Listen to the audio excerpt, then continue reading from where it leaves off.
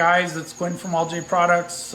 We've got this 2013 JK we just finished, and we thought instead of photos we would kind of show you guys what goes into these builds. Okay, so basically on this particular build we decided to keep the front 44, but what we did is we went ahead and we upgraded the entire 44. So first thing you can see is the Dynatrac heavy duty brakes. You got a big rotor and a new caliper bracket that moves it out. It's a great brake upgrade if you're going with a smaller tire, 33s, 35s, 37s. We like this kit, it works great. The guys like putting them on because it's real simple, you don't have to bleed the brakes. Next modifications, we've got the Currie steering. This is the brand new Currie steering, which works really good. Having good luck with the customers, they love this product. Obviously we got an ARB diff cover, we got RCV axles, Dynatrac ball joints. We've got the R-Tech C gussets. We've got the Currie mini skids to help beef up the control arms.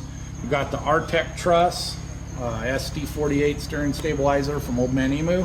And pretty much you got about as bulletproof a 44 as you're gonna get, short of switching the housing out. It makes a lot of sense. It beefs it up, keeps your tubes from bending. The RCVs are super strong. Currie skid plates are great. Everything's fabulous. So this is about as much as you can do to a 44, short of changing it out for an aftermarket housing. Okay, so also on this Jeep, after we got this front end all fortified, we did an AEV 3.5-inch dual sport. We like the AEV lifts. They work great on the highway. They work great on the trail. Their engineering and their ride quality is second to nobody. So this is a 3.5-inch dual sport. We did make a couple of upgrades to it. However, we did switch out all 8 control arms for the Currie control arms. Johnny joints, fully adjustable, nice and heavy duty. We like to use their arms. You'll see that we left the geometry correction brackets in the kit. A lot of people take them off. We like to use them. It really helps the vehicle handling on the road. Makes for a really outstanding ride. So on the AEV 3.5-inch dual sport, you've got a progressive rate coil spring, and you've got a tuned Bilstein shock that comes with the lift kit. When you buy one of these AEV dual sports, it comes complete. It's got the ProCal unit, it's got the jack base, it's got the springs, shocks, brackets, everything you need to finish the lift, which is great. There's a lot of the lifts you don't get everything, it doesn't ride as good, but this one rides fabulous and it includes everything you need.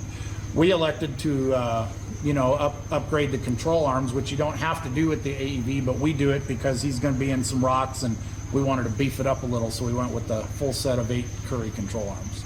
On the bottom of this Jeep, one thing we like to use is the rock hard skid plates. This is your engine, transmission, catalytic converter skid plate. Really awesome skid plate. It's got a nice little trap door here for changing the oil. A lot of the skid plates, when you change the oil likes to collect all over the skid. It makes for a really big mess. This little trap door, you unbolt this out of the dome here, you pull it down, you can get to your oil service really easy without making a mess. When you come back a little bit on the skid plate, you'll notice that Rockhard has these great little rock domes on here that protect the bolts. A lot of times you wonder if these things are gimmicks or not, but these domes actually work great.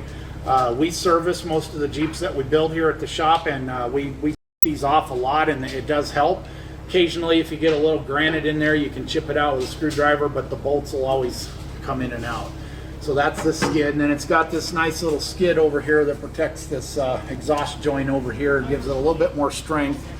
Behind that, we have the Rockhard transfer case skid. Makes for a nice clean underbelly of the Jeep. We also have the gas tank skid right here, which they have a bracket tying this all together, so it works as a system together. There's a lot of nice skid plates out on the market. I like these best. It's a good compromise between weight and strength. These skids, these will provide many years of great service for this vehicle. Rockhard, I can't say enough good things about these plates. They do a really good job. The next thing we've got under here on the bottom is we've got these awesome JE Reel drive shafts, front and rear. We like to replace the drive shafts on the JKs that are going to be out getting heavy duty use. The stock ones work great, but they do wear out and the CVs blow in them. So what we like to use is the 1350 JE Reel drive shafts. Basically, you get a new yoke, new transfer case yoke. It's an actual 1350. It's serviceable. Same thing with the front. A lot of guys will go with the 1310 little tiny drive shafts. They're just not strong. We like to always use the 1350s on a JK. It just makes it better. This particular JK, a lot of them will keep the stock 44 in the rear. We'll upgrade the shafts. This particular Jeep had a bent rear housing when we got it, so the customer elected to go something more heavy duty. So right here we have a Currie Rock Jock 60 with an ARB, 35 spline axles, 488 gear ratio. You just don't get a whole lot better than a Currie 60 in your Jeep. This thing is great. It's got the skid plate down here at the bottom. The cover's rolled back so you don't drag the cover on the rocks. This is one of Currie's heavy duty covers. We did have to modify the track bar bracket because the AEV kit uses a taller bracket, and they've got this bend here to clear the exhaust. Because of the roll centers that they use with the kit, they use a slightly different bracket. So Casey, our fabricator, beefed up the Currie bracket, made it a little taller. We gave it some reinforcement, got it all aligned so it has the same geometry as the AEV Dual Sport kit requires. Bilstein shocks, Dynatrac brakes, just a really great rear axle. One of the things that we do here is sometimes your springs will get a little loose. We weld in a spring retainer at the top, and we add a spring washer at the bottom. Currie was already drilled and tapped for the bottom, so it makes it really easy. That way we don't have a problem losing coil springs on these JKs. That's something we do here at the shop. Another nice thing we like to do, we weld a little skid plate on the bottom here. It keeps these brackets from folding and just makes it a little bit stronger. So that's something we do here in the shop. Also, in case I forgot, we do have an ARB locker in this one. Obviously, when you replace the axle, you got to go with the new locker. We love ARB. So that pretty much takes care of the bottom of this Jeep. Just a lot of work goes into it. The guys at the shop here, they take a lot of time, details. We do all our own gears in-house here, so it's all built and everything by us here at the shop. So let's take a look. We'll lower it down and we'll take a look at the top of the Jeep. Before we get all the way down, here's a couple of mods that we do. This is the MCE Modern Classic Enterprises flexible fenders. We really like this kit. It's a lot nicer look. So these are really nice because they're flexible. You can hit them on stuff and they don't break. We've refitted the stock inner fender on this one, got it all trimmed up nice. This one, the stock flares had seen better days, so we decided to swap them out while it was here. Another nice thing we like about these MCE fenders, they're movable, they're flexible, they got the light integrated in it, and they've got a inner fender here. The way you cut this, it fits in behind there and actually works really clean. A lot of the aftermarket fenders don't really have a provision for the stock liner, so they just kind of flip and flop in there. But this is really clean. The guys do a good job putting these on. It's a great product. On the front of the Jeep, we have one of the aluminum Genrite winch guard bumpers. It's a really nice bumper, gives us a lot of mounting options for the winches. On this one, we did a Xeon 10. We also did a Viking winch line and Fairlead for it. We also added a provision for the IPF auxiliary lights that we like to use. These are the IPF 968s. It's a great light, good budget. The Warn Xeon 10S, really can't say anything bad about it. It's just an awesome winch. We've got dual Odyssey PC1500 batteries on a Moore tray. We love the Moore bracket. We do make a modification to it. We build our own battery hold down through the center here, and we make a nice big plate here that we can mount all this stuff to. So got our batteries nice and solid. So with this dual battery setup here, we modify the hold down. We got this plate here, and we mount all our accessories to that plate, so it makes a nice clean mount. This particular customer has a 40 amp circuit breaker that was already here with his ham radios.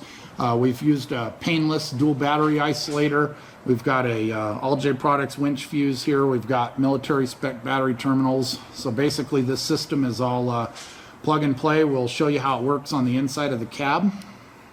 All right, so here we've got our S-Pod.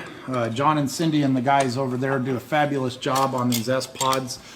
This particular S-Pod, we've got the lockers, we've got the reverse lights, we've got the air compressor. Everything mounted through the S-Pod makes for nice and clean installation. Here we've got an ARB compressor to run the locker and air up tires on a Dominion off-road bracket. Makes it really easy to get the bracket in there on these 2012s because they've just got, or 2013, not a lot of room in the engine compartment, so that's a perfect place for it. Okay, so on the inside of the car, this is a little panel that Daystar makes for switches that we modify for the painless and the dual battery management system.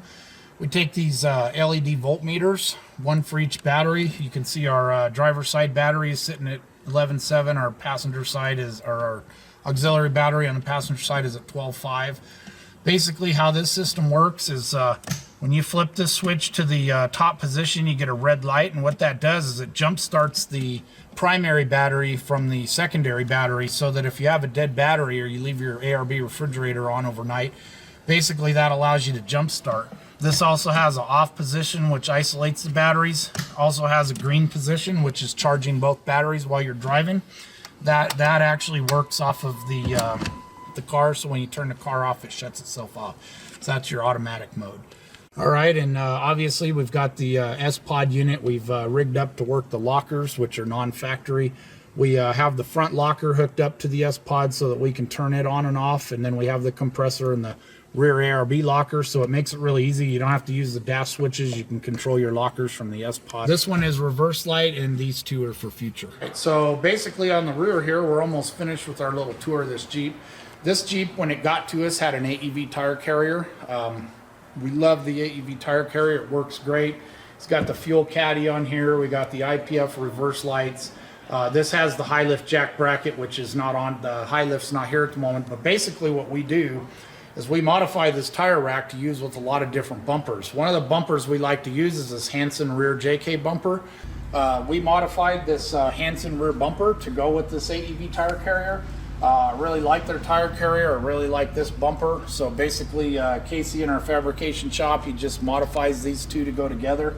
So essentially, you have a really nice rock crawling rear bumper that flows good with the fenders.